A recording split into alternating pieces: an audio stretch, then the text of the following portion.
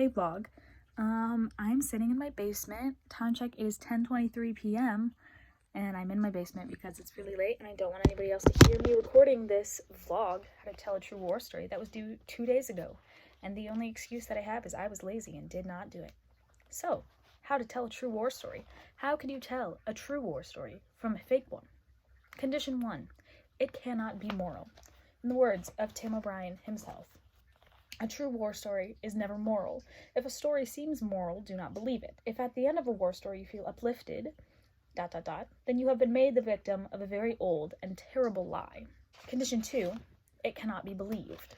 In many cases, a true war story cannot be believed. If you believe it, be skeptical. It's a question of credibility.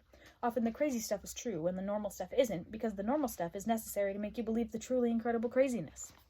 Condition 3, it cannot make you feel good, which is tied in with condition 1. Condition 4, sometimes you can't even tell it because it's too crazy or too you know.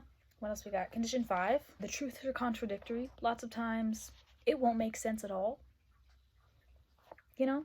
And condition 6, there's not a point. Again, in the words of Tim O'Brien, often in a true war story, there's not even a point, or else the point doesn't hit you until 20 years later in your sleep, and you wake up and shake your wife and start telling the story to her. Except when you get to the end, you've forgotten the point again.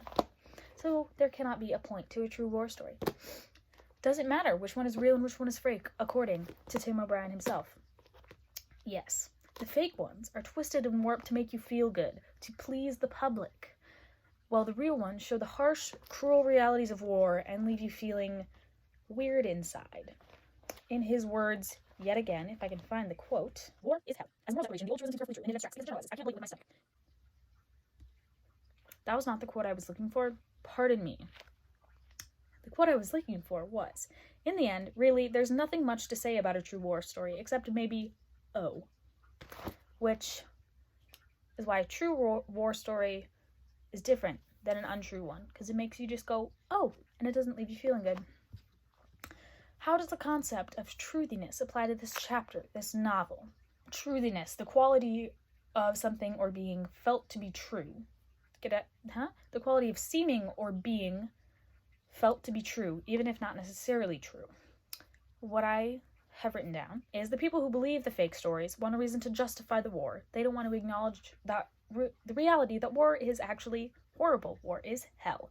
So if you're believing the fake stories, you are applying truthiness, because you are a truthinessful person.